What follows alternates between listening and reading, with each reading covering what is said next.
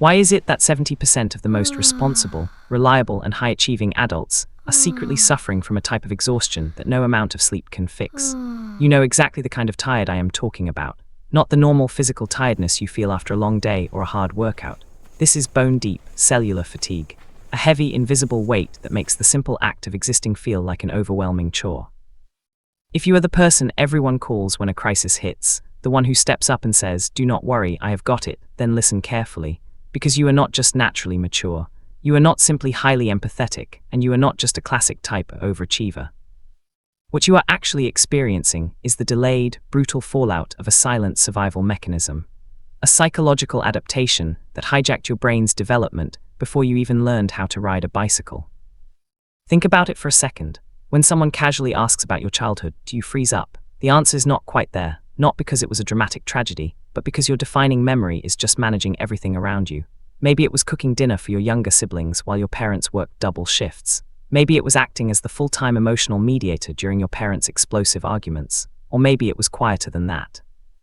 Maybe it was just learning to shrink yourself, mastering the art of having no loud emotions, no demands, no needs, so you would not add a single drop of stress to an already fragile household. You became the easy child, the one nobody had to worry about. Society praised this. Your parents probably bragged about how remarkably grown-up and independent you were, but nobody warned you about the psychological debt you were accumulating.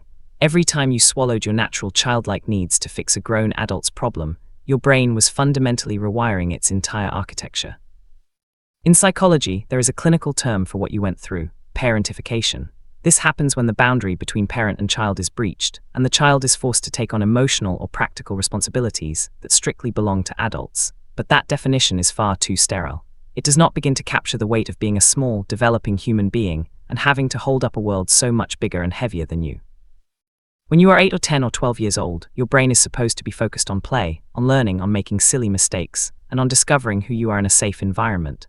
But when you are parentified, your environment is not safe. It is unstable. So your developing brain does something incredible but ultimately devastating.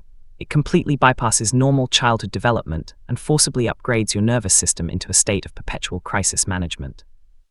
The exceptional maturity parentified children display is not maturity at all. It is a trauma response, a highly advanced survival adaptation. Think of your nervous system like a computer operating system. A normal childhood installs a relaxed system where the primary functions are joy, curiosity, and rest. Your childhood installed a military-grade threat detection system. Because you had to manage the unpredictable moods of your parents or take care of your siblings' survival, your brain learned that it must constantly scan for danger. This is why you can read a room the second you walk through the door. You notice the slight shift in someone's tone, the micro-expression of disappointment on their face, the heavy sigh they try to hide. I used to think my own ability to anticipate everyone's problems was a gift. I prided myself on never needing anyone, but the brutal reality is that this was not a gift. It was a radar system built out of necessity, because when I was a child, missing a subtle shift in the emotional weather meant chaos. This survival tactic did not just make you tired, it completely altered your fundamental understanding of love, and it is why your romantic relationships probably feel like a second full-time job. Because your identity was built around being useful and fixing things, you subconsciously developed a warped definition of love. To the parentified child, being needed feels exactly like being loved. It is the only currency of affection you ever learn to trade in, so you do not attract and are not attracted to healthy, secure partners. Those people feel boring to you. Worse than boring, they feel unsafe. If someone does not desperately need you, what is your purpose in the relationship? How do you prove your worth?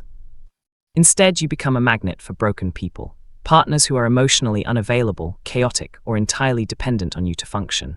You tolerate their inconsistencies, excuse their bad behavior, and pour your energy into healing their wounds while ignoring your own. And before you blame yourself for having a savior complex, understand the neuroscience behind it. Emotionally unavailable partners feel like home to your nervous system because your brain recognizes the pattern of giving endlessly to someone who cannot give back. That is exactly what you did with your parents. To a traumatized brain, familiar pain is always preferable to unfamiliar peace. Let that sink in. Unfamiliar peace feels dangerous. When someone offers you consistent, calm, unconditional love, your alarm bells go off. You feel uncomfortable, restless, suspicious, waiting for the other shoe to drop. Because in your early life, quiet moments were never peaceful. They were just the tense build-up before the next explosion. So you self-sabotage. You pick fights or you pull away. Because the vulnerability of being loved without earning it is a luxury your inner child was never allowed to afford. And then there is the obsessive need for control, not in a toxic, dictatorial way, but that deep, primal need to manage every variable in your environment. You plan 17 different scenarios before making the smallest decision. You overthink every text, rehearse conversations before they happen, and constantly work to arrange circumstances so nobody is ever upset. People call this perfectionism or anxiety. But what they are really seeing is a child who learned that letting their guard down had severe, painful consequences. You control everything because unpredictability once equaled danger. You act like a lightning rod, absorbing all the tension in the room so that nobody else has to feel it. You manage conflict like a conductor leading an orchestra. You diffuse arguments before they materialize, make jokes to lighten the mood when your boss gets tense, smooth over the awkward silences. You constantly bend and fold and twist yourself into whatever shape the people around you need, making sure everyone else is comfortable while you are quietly drowning. And the most terrifying part is that it is completely automatic now. You do not even consciously decide to do it. It is like breathing. Except breathing is supposed to sustain your life. This emotional labor is suffocating you. This is the root cause of your bone-deep exhaustion. Your body never learned what true restorative rest feels like. To your hypervigilant nervous system, resting is a high-risk activity. The moment you stop fixing, stop spinning the plates, your brain floods your body with guilt and panic. Your adrenal glands have been pumping cortisol and adrenaline since elementary school. You are burnt out on a cellular level because you have been running a psychological marathon for 20 or 30 years without a single water break. And the world makes it worse because society heavily rewards the parentified adult. The corporate world loves you. You are the ideal employee. You take on impossible workloads without complaining, manage difficult bosses by reading their moods, and deliver perfect results. You get promoted and praised, but no matter how much success you accumulate, it never feels like enough. There is always a voice screaming at you to do more, be better, prove yourself again. Your fundamental worth got tangled up with your utility a long time ago. You believe you only matter if you are useful. You are experiencing a profound sense of isolation because of it. You can stand in a room full of people who love you and still feel completely alone. Not the obvious loneliness of having no social contacts, but the deeper loneliness of realizing nobody in that room knows the real you. They only know the manager, the fixer, the rock. Nobody sees how hard you are paddling under the surface just to keep things looking smooth. And you cannot ask for help, because asking feels like admitting defeat. You are trapped in a prison of your own competence. The psychological damage does not stay in your mind either. It shows up in your body. Chronic muscle tension in your neck and shoulders, digestive issues, migraines, autoimmune flare-ups, a compromised immune system. Your body is keeping the score of every swallowed emotion, every boundary you never set, every need you buried so your parents or siblings could be okay. So how do you actually heal from something you are not even sure counts as trauma? Because your trauma was not one explosive movie scene event. It was 1,000 tiny, invisible moments of being simultaneously too much and never quite enough. The quiet, daily erosion of your boundaries. The first step is the hardest. You have to grieve, genuinely grieve the childhood you never got to experience. Mourn the messy, loud, wonderfully irresponsible version of you that should have existed and should have been loved anyway. That little kid deserved so much better than being handed the weight of the adult world. Acknowledging this truth does not make you bitter or ungrateful. It makes you honest.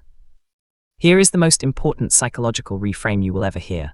Your hypervigilance, your ability to read a room, your enormous capacity for empathy, these were brilliant survival instincts. Your childhood brain was a masterpiece of adaptation. You did a phenomenal job keeping everything together when your environment was falling apart. But the war is over now. You are an adult. You are safe. You do not need to wear bulletproof armor to casual dinner anymore. Being deeply needed by someone is not the same as being genuinely valued by them. Your worth is not calculated by what you produce, how many crises you manage, or how perfectly you regulate the emotions of the people around you. You are not a human doing. You are a human being. And simply existing, taking up space, making mistakes, and having needs is entirely enough. Ask yourself a terrifying question. If you are holding the safety net for everyone else in your life who is holding the net for you, what would actually happen if you let someone else carry the weight for once? It is completely safe to let someone else run the show. You are allowed to rest without earning it through exhaustion first. You are allowed to fall apart sometimes and let the people who truly love you pick up the pieces. You have been holding on so tight for so long. What would it feel like to finally open your hands and let it all go?